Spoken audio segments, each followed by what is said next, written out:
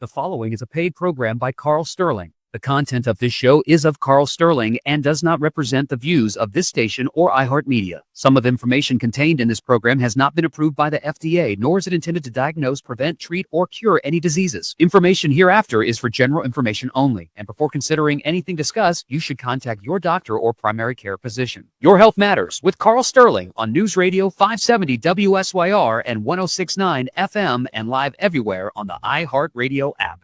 Bringing the latest in health and wellness so you can get to the other things that matter. Here's your host, Carl Sterling. Thank you, producer Kyla.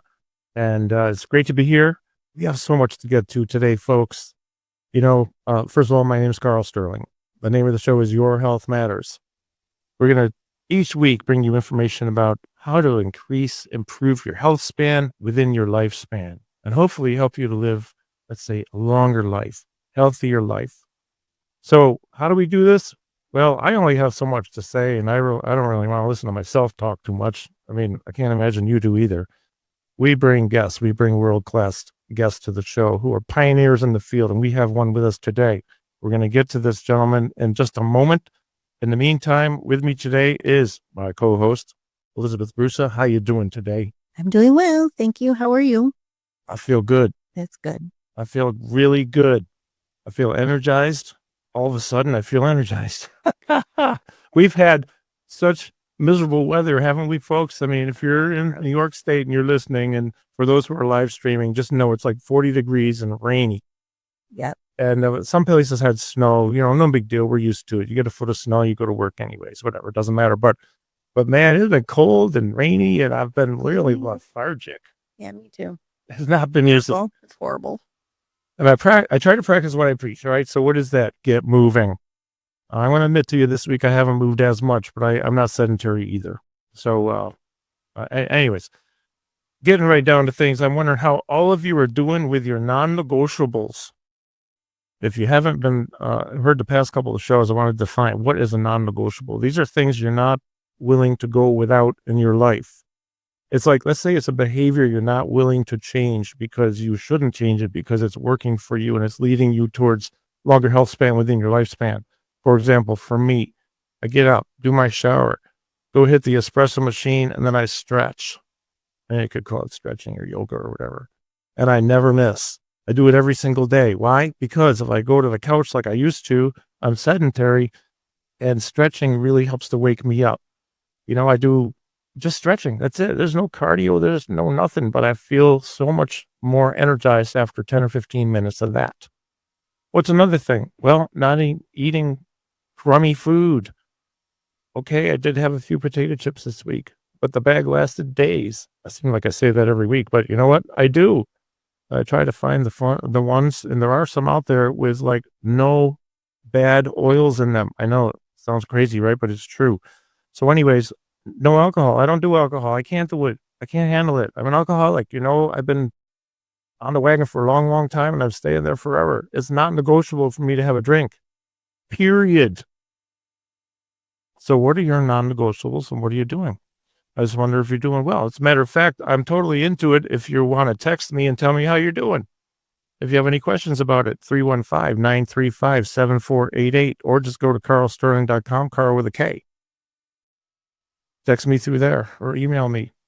So we have a whole lot to get through. I just want to say that I announced for a couple of weeks, we had Dr. Marty McCurry was scheduled to be with us. Well, if you've been following the news, you might know that Dr. McCurry was appointed the new FDA commissioner. So I heard from Dr. McCurry a couple of days ago. He is busy with President-elect Trump, so he's not able to join us, and he apologizes. But I'm going to tell you something, folks. I have somebody joining us who is a leader in the field. He's one of these people who has all this incredible knowledge, and some of you may have heard him before in the previous episode we did. So I'd like to take this time now to introduce our very special guest. Thank you, Dr. Nathan Bryan, for joining us. How you doing, man? Carl, great. I'm doing really well. Actually, I'm probably doing better than you guys because I'm in Texas and it's a sunny 70 degrees today. Okay, bye-bye, Doc. I was talking with you. Oh, that's nice. That's beautiful. Yeah, that's beautiful. Well, Doc, you are a pioneer in, I actually wrote some notes here that I wanted to just kind of read off real quick. So when we look at the work you've been doing, you're a pioneer in the arena, especially of research on nitric oxide, a vital molecule in human physiology, right? And I don't even want to go any further in any of the other notes that I have because it's more important to get to why is nitric oxide so important? Let's start there. Well, thanks, Carl. And it's great to be back with you. And yeah, it's a fascinating molecule. It's in fact today recognized as one of the most important molecules produced in the human body. Interestingly, it's a gas, and once it's produced, it's gone in less than a second. So the challenge over the past really 40 years has been how do we harness the therapeutic potential of a fleeting gas that's produced in the human body? And the basic science, clinical evidence reveals that it's the loss of production of nitric oxide in the human body that leads to age-related chronic disease, things like diabetes, high blood pressure, sexual dysfunction, Alzheimer's, really every age-related, poorly managed chronic disease, by the way, by conventional medicine, can be associated with a loss of nitric oxide production. Yeah. I mean, I had written some other notes here that we had this, we talk about this almost every week, this recurring theme of an epidemic of diabetes, type 2 diabetes, insulin resistance, erectile dysfunction, type 2. Yeah, I already said type 2 diabetes, cancers. Yeah. You look at some of the work by Dr. Thomas Seyfried and Dominic D'Agostino, talking that 1,700 people a day or so are dying of cancer. And there's more cancer. In fact, people are even getting cancer at younger ages now. So we'll get to the cancer thing here in a little bit. But one of the things I was wondering is what is the role of nitric oxide in human health? And let's say its significance in this chronic disease management. Well, if you look at all chronic disease, and so the way that I think, and I think this is part of our success, is I've thought a little bit different than the conventional medical model that we teach in medical schools and the physicians practice. But I think it's important to look at important clinical observations.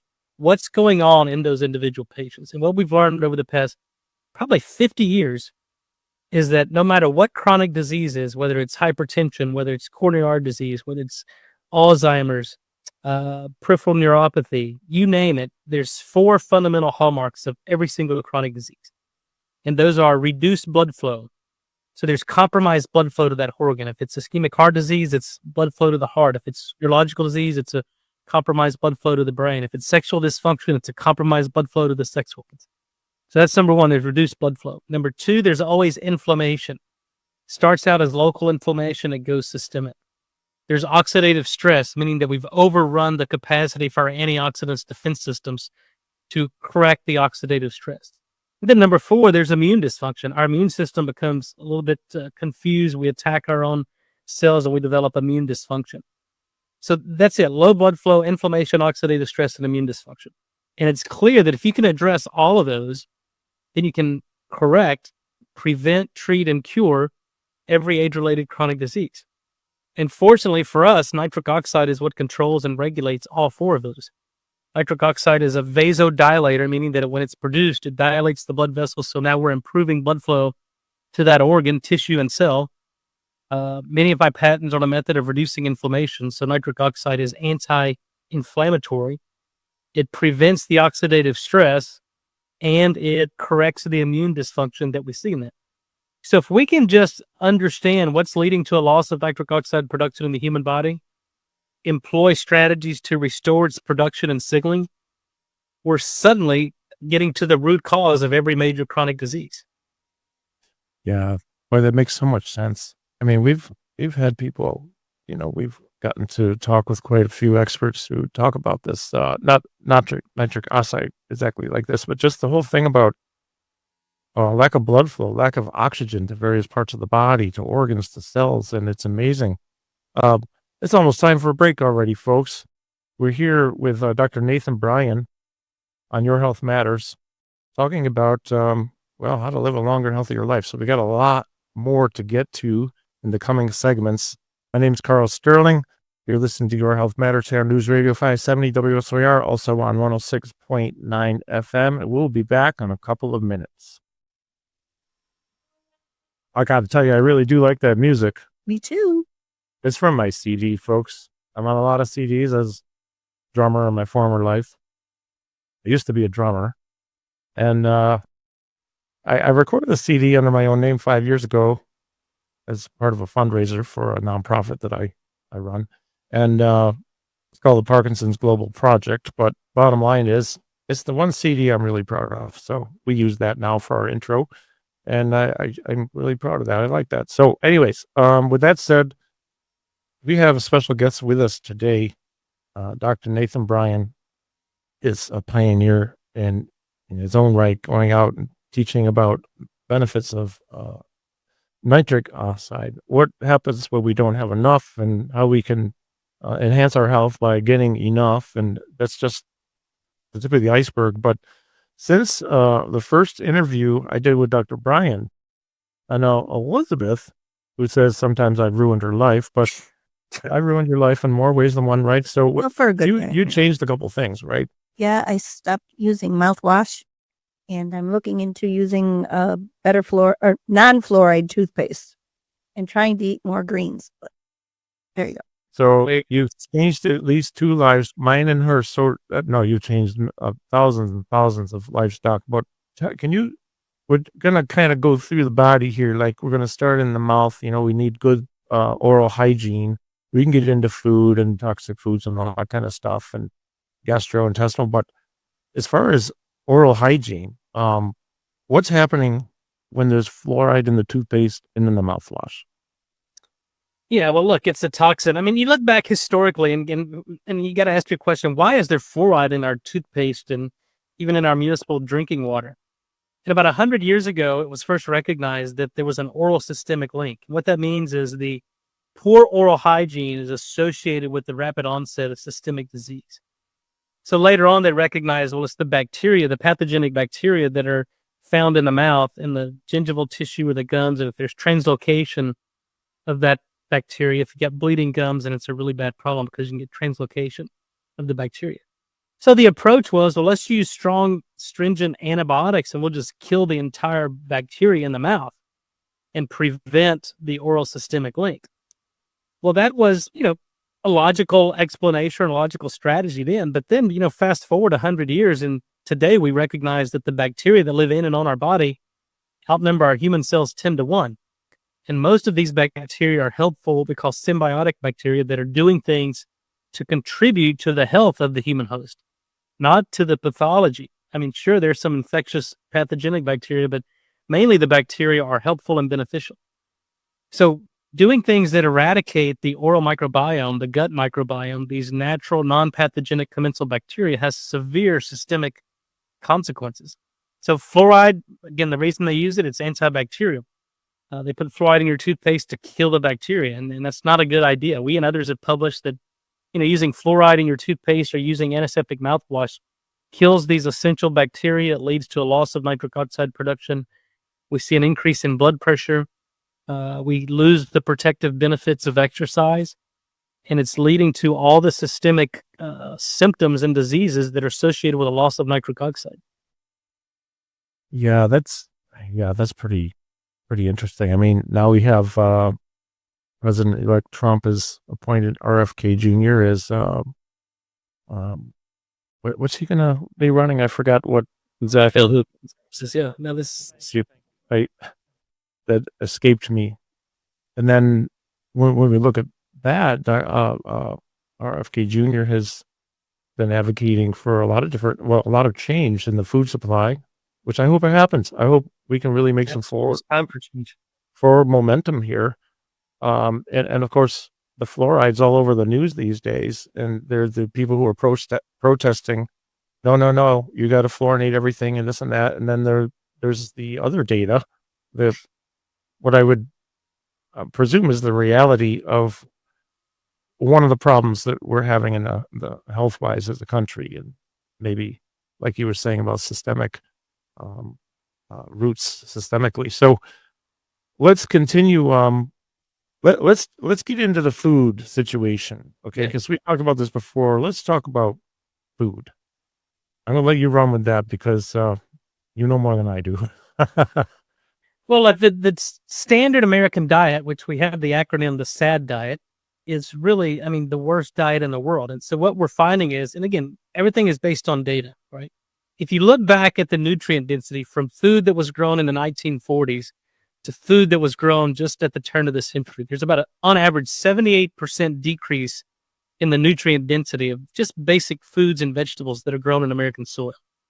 And then the other, so number one, our food is depleted of most nutrients. Number two, most vegetables are sprayed with herbicides, pesticides, and it's toxic. You can wash them off, but typically that's not enough. So not only are we developing a nutrient deficiency, but we're exposed to toxins. And if you look broadly speaking, I mean, chronic disease is occurring from two things: nutrient deficiency and exposure to toxins. And it's due to the food we eat. The other problem is, all the sugar we're eating, the glucose and the simple carbohydrates that lead to a spike in systemic or blood sugar, what we call glucose. And glucose is, as the name implies, it's glue, right? It sticks to things. It sticks to hemoglobin. We call that hemoglobin A1C. But it sticks to other enzymes and proteins. And enzymes, including the enzyme that makes nitric oxide, have to be able to undergo conformational change and move and transfer electrons. But when sugar is stuck to it, it glues it into place, so it can't do its job. So we develop what we call enzymopathies, and enzymes become dysfunctional. We become nitric oxide deficient. So it's the absolute worst. We're not getting the nutrients we need. We're exposed to toxins, and we're overburdened with sugar. And all of those can explain the chronic disease and poor health of most Americans. 9 out of 10 Americans are metabolically unfit. I mean, it's a national security issue. Yeah. Yeah, well, metabolic dysfunction is something I should have written on my list, and I didn't. But we talk about that often. And if you're a regular listener of the show, we do talk about that every week. So when we get into, let's say, metabolic dysfunction, then we're talking about a myriad of problems. So one of them, I presume, is lack of oxygen getting to certain cells or organs, right? So what happens then? Well, in 2015, it was discovered that nitric oxide is required for oxygen delivery. So it's kind of a full circle. We need oxygen to make nitric oxide, but we need nitric oxide to deliver oxygen to cells in the body. So the cardiopulmonary cycle is a 3-gas system, right? We breathe in oxygen, we exhale CO2, but this entire process doesn't work unless the cell can make nitric oxide. So without nitric oxide, hemoglobin can't undergo this conformational change, deliver oxygen, and pick up carbon dioxide. And we saw that during COVID, right? People were developing hypoxemia, and blood oxygen saturation would fall to, critical levels, 80s, sometimes 70s. You put them on 100% oxygen, we did improve their oxygenation, put them on a mechanical ventilator, and most people died. But the physicians failed to realize that it's a deficiency of nitric oxide. And we demonstrated this during a nitric oxide drug study. We could give a nitric oxide product and improve blood oxygen saturation from 78 to 96 within 8 minutes, just breathing room air. So understanding the physiology and the biochemistry of what's required to deliver oxygen to cells in the body, then it makes perfect sense. Well, you have to give nitric oxide or restore the body's production of nitric oxide. So that's how oxygen is delivered throughout the body. Yeah, I have a million different thoughts here. But for example,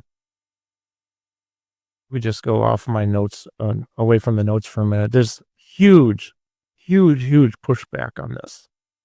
I mean, you have right now big food and big pharma is just freaking out about RFK, and probably Dr. McCary too, because he advocates the same thing that all of you leaders in the field advocate, which is let's change this food supply. Let's not over medicate America anymore. I mean, you made a statement maybe before we go to break here in 2.5 minutes. One of the statements, we were just playing it the other day, had to do with, if I want to keep you chronically ill, can you just complete that sentence for me? The recipe for illness is the standard American diet, follow the government's food pyramid chart, right? Limit proteins, certainly limit fats, and eat a bunch of processed foods and grains and simple carbohydrates. Number two, put fluoride in your water. Get everybody to use a mouthwash, and then get your cholesterol below 200, where you can't make testosterone, you can't make vitamin D, and you become immunocompromised. Now you're a perfect customer for big pharma. We can put you on multiple drugs for the life of you, and the lifetime value of that customer is what's leading to this $1 trillion industry we know as pharma. Sure. We were talking about this with somebody months ago. Basically, once you're in the system, let's say once you're in the system as someone diagnosed with a chronic illness, the stats that I heard, and this is just hearsay from another leader in the field, I can't remember who, you're likely to have 4 other diagnoses along with it. So now you have 5 things you're dealing with that all need medications, that all need a specialist. So medicine, pharma, they're all making a lot of money off of you. And the younger you enter the system, the better. For sure. So, yeah. Yeah, if you look at the third is, depending on which reports you read, the third is one of the top 5 leading causes of death in the U.S. is prescription medication. Wow.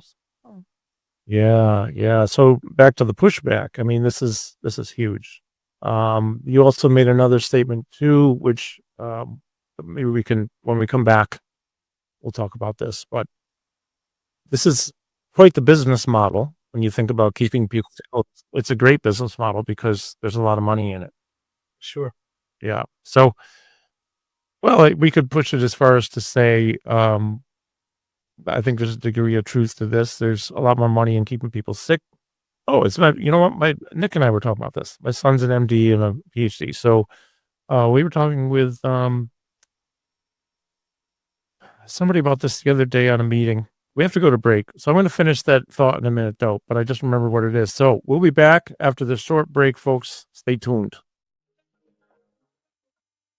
Thank you, producer Kyla. She makes everything so easy for us. She does. You're just great. Thank you. Okay. Boy, there's so much to talk about. So let me get my thoughts together here for just a moment. Before we continue with Dr. Bryan, Thanksgiving is coming up. And I just have a few things I would like to say about that.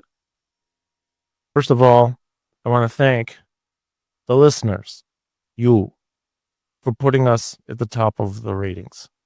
Without you, we wouldn't be there. We wouldn't have a show. I'm highly honored to be here bringing you these special shows with, world-class guests. Hunter Hillers and staff, Diaz, Phil Mercado, Scott, and numerous others who I don't know. We got Dave Swanson, we've got Kyla, and just so many people. Thanks for making everything so wonderful for us here. Dr. Barry, thank you. I am thankful for you developing this audience. Our clients at Neuromotor Training, thank you. If you didn't come to us, we wouldn't have a business. You come to us, we get to help you. That's our goal. We're here to help people. Caregivers. There's so much we could say, but caregivers, they got a lot going on, man. Sometimes, the statistics I could rattle off, like 70% of caregivers end up being depressed. They're under-recognized. They don't sleep well. They have all kinds of issues statistically because you're working your butts off. And I want to thank the caregivers out there for taking care of the loved ones, taking care of everybody. I have a great family I am thankful for. To my family, you're the best. And you put up with a lot from me. Thank you, Elizabeth. I am thankful because you make this show better. I sound a lot smarter because I heard Doc, So, it's true. Take that another way. If you... But you're just smarter than me. And You're welcome, by the way. yeah, and we have Thank you for having me. Teresa. Yeah. Stepmother, my godmother. Thank you, Teresa, Padre Amadeo. I mean, I could go on and on and on and on, but thank you, everybody.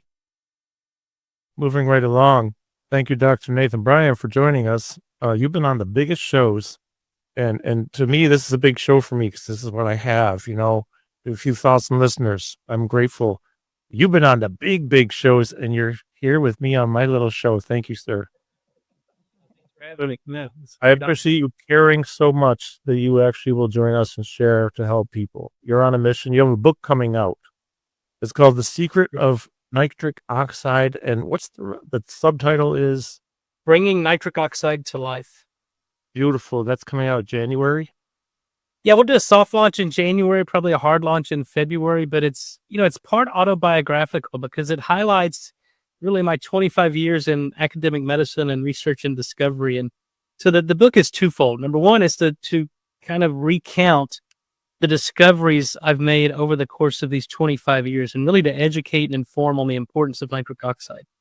So it talks about the hurdles we had to overcome, the violent opposition and the ridicule that we saw when we made these discoveries that started changing the way we thought about medicine and specifically on how to restore nitric oxide production. So I hope it inspires, informs, and just makes people aware of nitric oxide, and no matter what they're doing, to keep their head down, believe in what they're doing, and don't believe the naysayers. Everybody's going to tell you no, it can be done.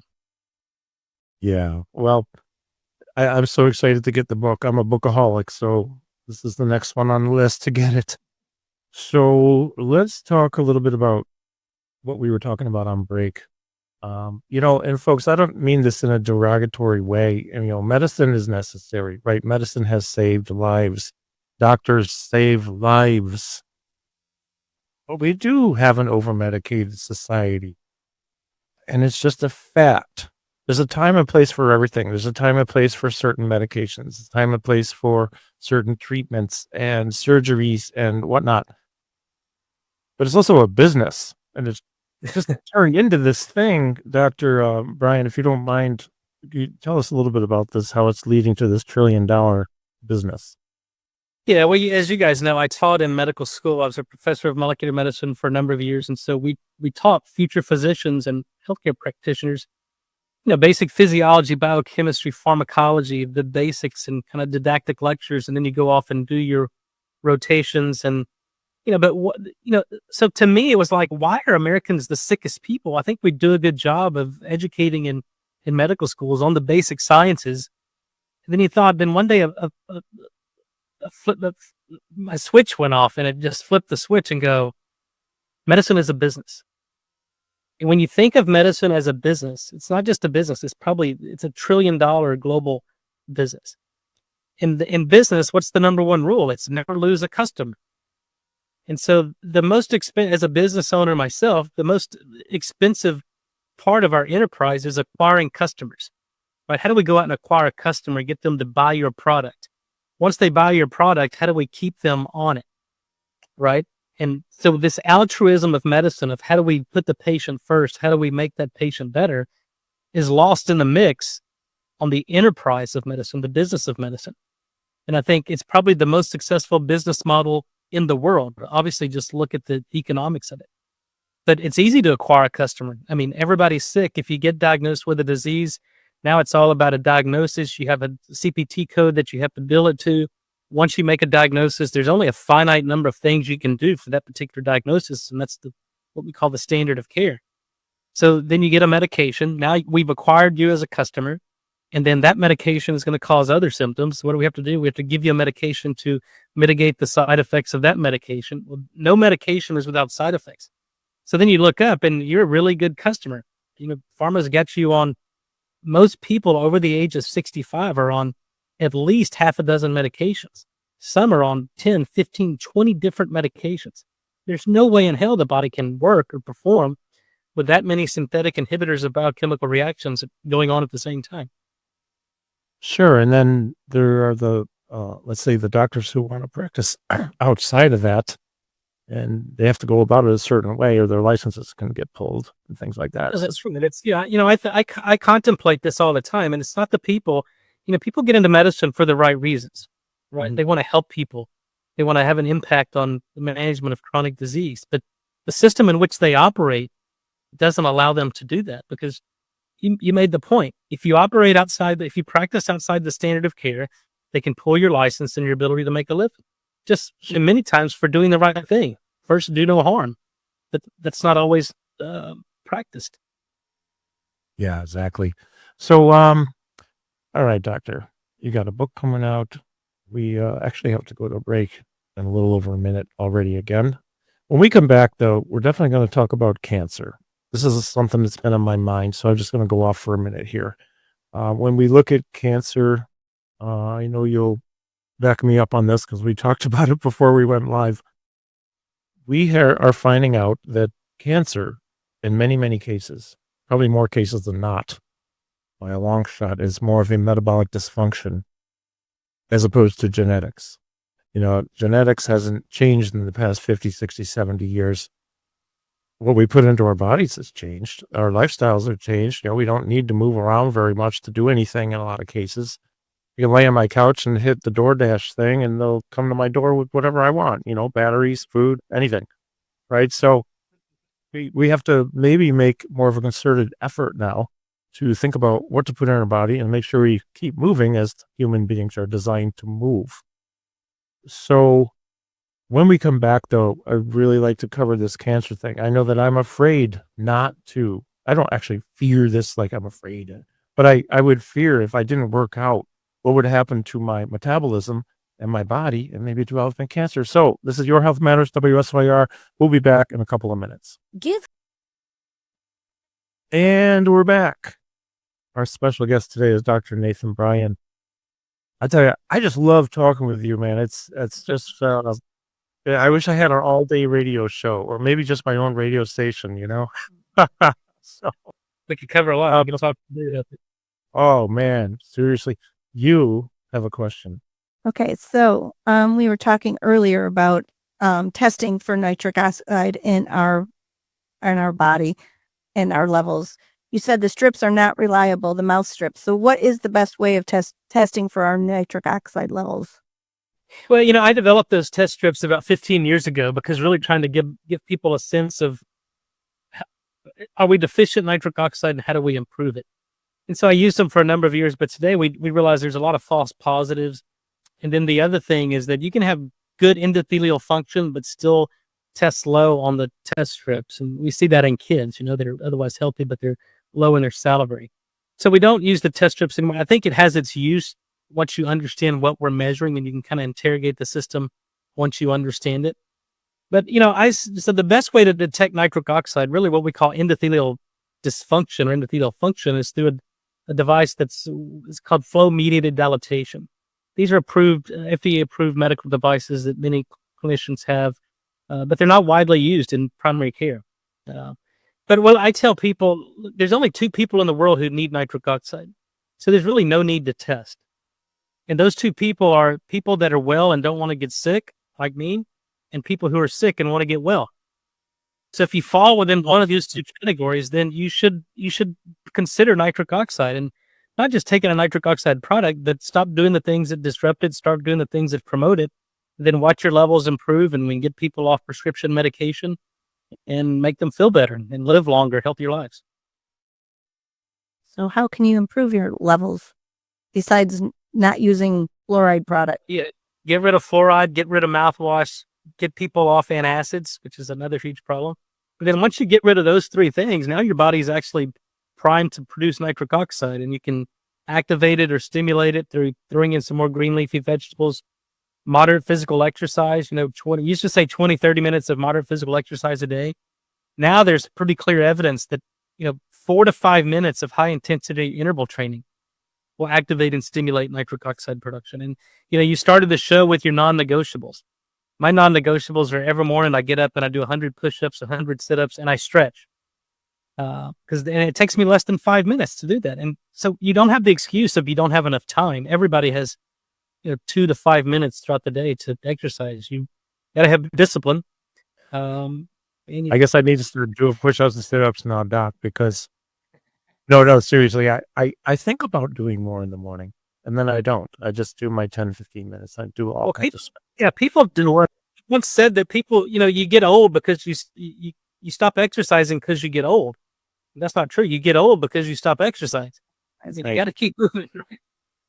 And stretching. The other important part. Yeah.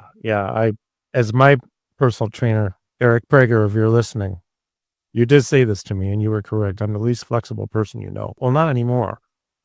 So, There we go. yeah, I am working on it. Eric's the best, man.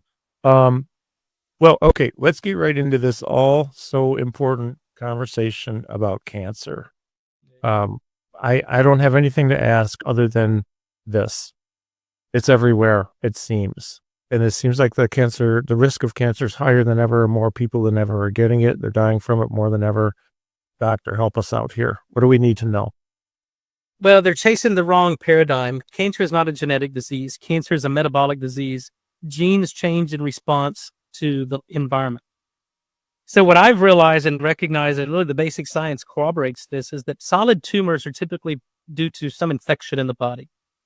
Blood-borne tumors like leukemia, lymphoma, multiple myeloma, those are typically caused from an exposure to some mutagenic toxin, some chemical, whether it's, herbicides, pesticides, petroleum chemicals, what have you. So what happens is, and Otto Warburg won a Nobel Prize in the 1930s for this. The cancer is what's called the Warburg effect. It's when mitochondria become uncoupled, they become inefficient at creating cellular energy. It changes the transmembrane potential from a negative minus 25 millivolts to positive 30 volts. And so cancer only grows in a low oxygen, low pH, low voltage environment. So you got to figure out what's inside the body that's draining the voltage, reducing the oxygen tension in that cell, uncoupling the mitochondria, and then rid the body of it. Is it an infection? Is it a toxicant? Restore mitochondrial function, oxygenate and perfuse the hypoxic tumor environment, rid the body of the toxins, replete missing nutrients, restore nitric oxide, and you create an environment where cancer cannot grow.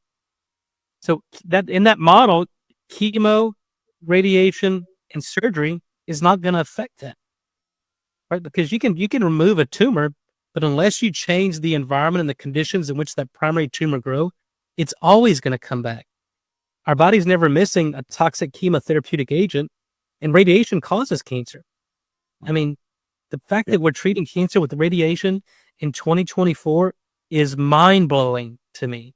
So it's no wonder that cancer is rampant, and these turbo cancers that we're seeing after the mRNA. I mean, you have to get back to the basics understanding of cell biology, biochemistry, and physiology. Once you understand that, the treatment paradigm for most chronic disease, including cancer, will change. It has to change. So one of the most interesting things I find is we're talking with you now. We talk with people who are leaders in the field, the top-notch experts. I won't settle for less. And there's a common theme here. It really pays off to eat well, eat clean, and keep moving. Sorry, listeners, if I'm upsetting anyone's world or ruining your life, but it is easy. Drinking was a thing for me. I really had a problem. It was very bad. Made bad decisions, hurt people. It was horrible. So, I stopped years ago. Well, I still have addictive tendencies, but I'm trying to channel them in the right direction. Productivity, goodness, helping people. And that includes eating well so I can nourish myself so I can still be doing things to help other people. I'm not better than anyone. You're not worse than anyone if you're not eating well or not exercising. But, it's so important to do these things because I always say, whose burden do you want to be? Are you thinking of the future with every action that you take? Whether it's, diet, what you put in your mouth, what in your face, and your movement. So with that said, we got to head out, folks. Dr. Bryan, thanks a million for joining me, especially on short notice. Thank you so much. It's always a pleasure to see you. Carl, thank you. Enjoyed the time with you. Elizabeth, great being with you. And thanks for having me on your show. Yeah, hang on for me for afterwards in a minute, Doc, just for a minute. And thank you, Elizabeth, so much for Welcome. being with me. And Kyla, she's so humble, she won't even shake her head. She's the best. Thank you, Kyla. So, we got a couple seconds left. We'll be back next week. I have no idea what's on tap for next week, but I can tell you this is going to be really good. Okay, folks. So remember, keep moving. Use your brain, move your body every single day. We'll see you next week. Thank you very much.